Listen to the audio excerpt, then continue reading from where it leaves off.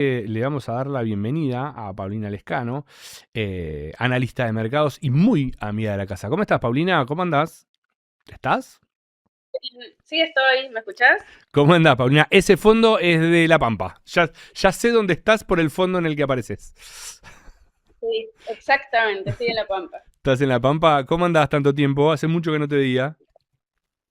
Bien, sí, porque la vez que fui al piso no estabas Yo vos, no me estaba, parece. sí, estaba de vacaciones la vez que viniste, así que hacía mucho que nos vemos. ¿Qué tal? ¿Vos te hacían a Presid? ¿No fuiste? ¿No vas a Presid?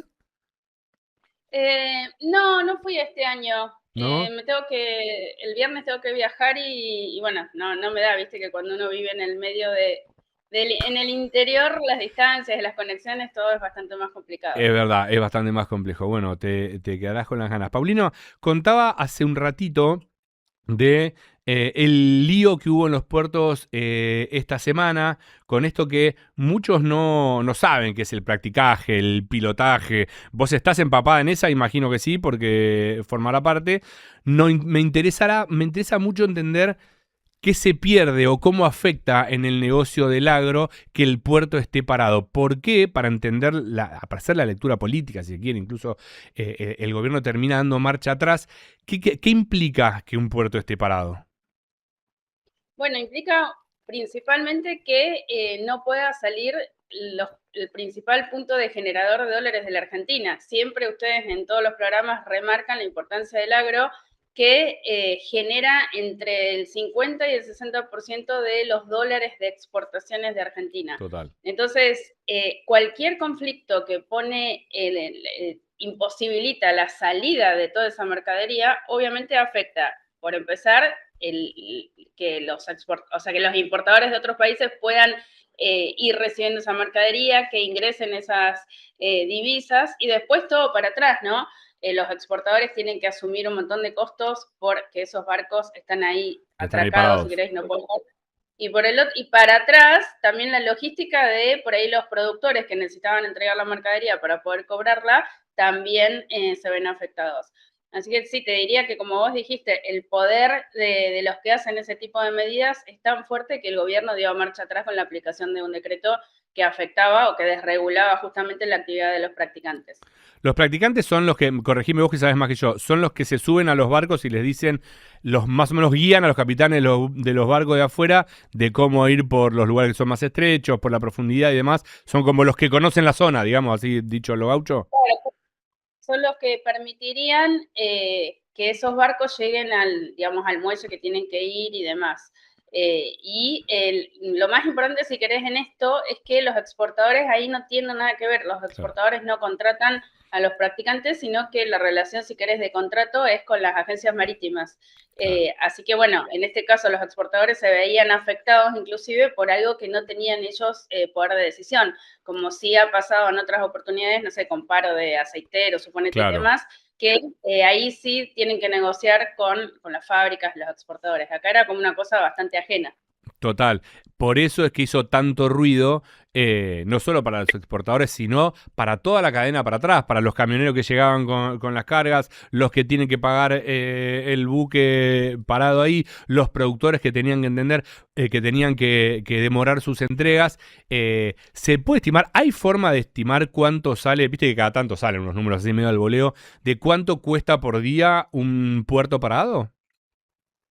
Bueno, el otro día escuchaba una nota de Irígoras, que seguramente ustedes también lo Sí, entrevistaron, y él decía que entre 50 y 100 mil dólares cuesta cada día de barco que está ahí parado claro, esperando. Y quizás otra cosa importante para remarcar de este paro en particular es que no solamente afectaba la carga de agro, sino que claro, afectaba a todas las a cargas. todo. Y en un momento había cerca de 140 barcos parados digamos, en todos los puertos que tiene Argentina. Claro. Entonces, A 50.000, 100.000 dólares por barco. claro, y por día. Entonces, el perjuicio no solamente era para el agro, sino para todos los productos Para de todo. exportación de Argentina. Y duró más o menos entre 48 y 72 horas entre que se decretó el paro y se levantó. Así que bueno, el efecto inmediato fue que el gobierno dio marcha atrás con la aplicación de ese decreto que fue el que generó la medida de fuerza. Totalmente. Una semanita de marcha atrás, entre eso y la extranjerización, vienen dando marcha atrás. Te quiero preguntar por liquidación de divisas por el sector, ahora sí, solo agroexportador, que tuvo una caída del 3%, ¿no? Respecto de julio, o sea, respecto de julio. No, en julio respecto de junio, Sí, digamos, perdón.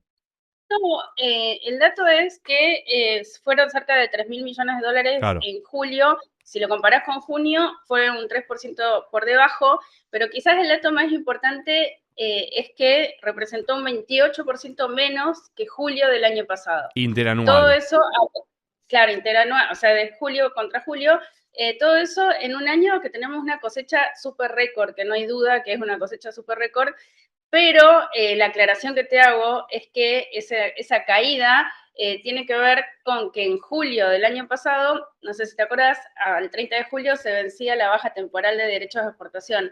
Entonces, ese julio como que fue por encima de lo histórico la cantidad de ventas que hubo por parte de los productores y la liquidación de divisas. Entonces, siempre que uno compara este tipo de números, tiene que saber que tenés que por ahí ver ¿qué estás comparando? No solamente es volumen de mercadería con precios internacionales, sino también en Argentina este tipo de cosas que alteran la comercialización, ¿no? Así que hay que tenerlo en cuenta. Total. Y te quiero agregar otro dato que Dale. también me parece importante. Cuando haces el acumulado entre enero y julio de liquidación de divisas de este sector agro, también es un 16% menor que en 2025. Así que yo creo que eso 16% menor a pesar de la cosecha muchísimo más grande que tenemos que el año pasado y ¿Y que los eso cómo precios se no están... explica? Y eso se explica en parte por esto que estamos diciendo, por varias razones. Primero, por esto de julio, que fue la baja de derechos de exportación Sí, que iba a ser por un horaria. mes, que fueron por 2 días, que fueron por 2 o 3 días, que generaron polémica y demás. Pero eso se entiende en caída de plata total también, porque entraron menos exportaciones. Pues entraron menos Sí, no, y retenciones, además, digo. claro, exacto. Y además, por otro lado, tenés a los productores de este año, la soja, que es lo que tiene más valor, Ujú, se está vendiendo a un ritmo más despacio también. claro. Entonces, siempre cuando por ahí escuchás a los políticos, demás, al comienzo del año haciendo los cálculos de Excel, va a haber una liquidación récord en mayo, porque, bueno, nosotros todos los que trabajamos en el agro sabemos que eso puede fallar. Tal cual. Ni hablar cuando hay medidas así extraordinarias que se lo explicás a un noruego y no entiende nada.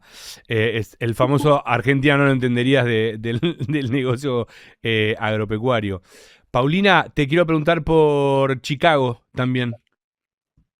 Bueno, Chicago también es una de las cosas que por ahí lo que estamos también en el agro, vamos viendo que Mm. no siempre las noticias así súper alcistas generan esos movimientos que por ahí el productor puede esperar.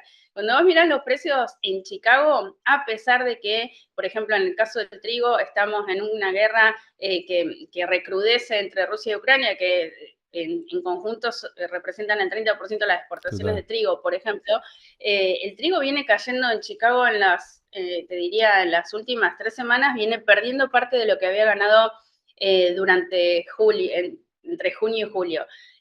Así que un mercado que está pesado, más allá de ese conflicto que pueda afectar las exportaciones a salida de Rusia, pero que hoy el mundo sigue teniendo trigo, tienen trigo, o sea, en Argentina, hemisferio sur sigue quedando trigo, se están cosechando los trigos de primavera, perdón, sí, de primavera y de invierno en todo el hemisferio norte, no solamente en Rusia y demás, y entonces eso le pone presión a los precios. Y en lo que es soja y maíz también hemos visto, te diría, a mitad de julio en adelante, una pérdida de valor a pesar de la guerra entre Irán y Estados Unidos, a pesar de que Rusia y Ucrania también representa el 60% de las exportaciones de aceite de girasol. Así que bueno, un mercado que yo te diría que está pesado, a pesar de muchas noticias que podrían ser alcistas, no encuentra fuerza para seguir adelante.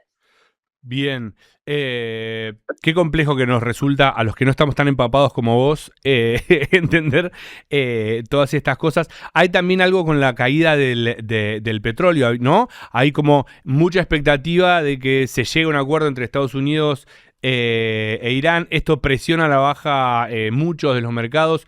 pero al mismo tiempo esa guerra recrudece. ¿Cómo se hace para leer eso? ¿Hay una forma de seguir ese tema sin perderse y entender y poder llegar a prever qué puede llegar a pasar? ¿O hay que esperar y nada más?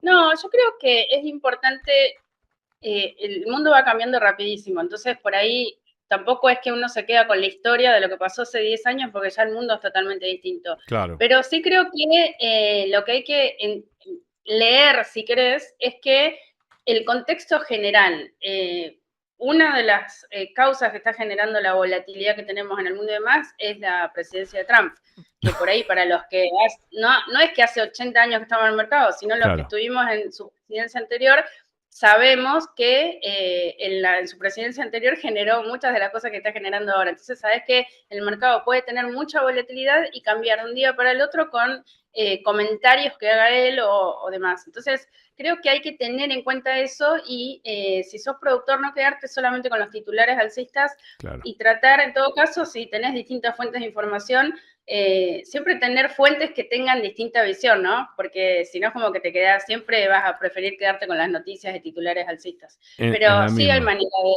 de interpretar lo que pasa en el mundo, pero solo que mirando muchas variables, no te puedes quedar solamente con, no sé, con los relaciones de consumo de Estados Unidos bajo.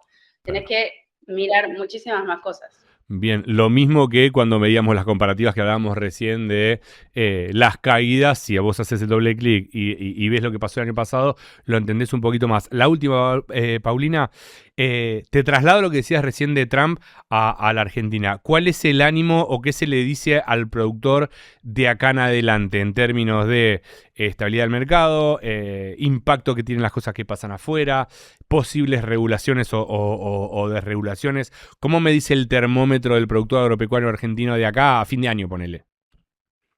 Bueno, yo creo que dentro de la situación que afecta a la economía en general y a todos los sectores, el agro sigue teniendo buenos precios, te estoy hablando específico, bueno, tanto ganadería como granos, ¿no? Pero específicamente en tema de granos, los precios del maíz que ha sido, o sea, no es tan común que hayamos tenido una super cosecha. Estamos hablando de más de 12 millones de toneladas respecto al año pasado y que los precios siguen siendo muy buenos. Entonces, por ese lado me parece que es positivo, inclusive hasta diciembre los precios del maíz siguen siendo muy buenos. En el caso de la soja también es como que el mercado ha dado 3 oportunidades de precios altos, queda mucha soja por vender, o sea que ahí también hay buenas chances de que capturen una buena rentabilidad si querés. Y pensando ya en la nueva campaña, tenemos el girasol, que con ese dato que te decía de Rusia y Ucrania, está con buenos precios y se espera que se siembre más y, bueno, también con buenos precios. Y trigo, otra que viene de récord, el girasol. Claro, el girasol viene de récord en Argentina y aprovechando toda esta situación que ocurre en el principal bloque, si querés, productor y exportador de aceite de girasol. Entonces, imagínate que en un mundo en guerra donde los barcos no pueden acceder a cargar esa mercadería, por más que esté en el Mar Negro, tener un origen como Argentina, que viene creciendo en producción, y que no tenemos un montón de cosas particulares de Argentina, pero no tenemos guerra, o sea, es súper importante, nos está favoreciendo y así que creo que tenemos buenas perspectivas también para lo que es el girasol. Paulina, te agradezco muchísimo, siempre es súper claro y piola charlar con vos. Te mando un beso y a ver cuándo coincidimos acá en el estudio la próxima. Bueno, dale, gracias, saludos a todos. Beso grande, Paulina Lescano, nuestra analista de mercado favorita, amiga, que nos da un poco su visión, aclarando por qué los números. A mí me copa hablar con Paulina porque vos ves números y ella siempre te hace un doble clic y te explica cómo llegás a esos números. Siempre se la juega, la verdad, una fenómena. En el chat la aman también, así que gracias a Paulina por aparecer una vez más.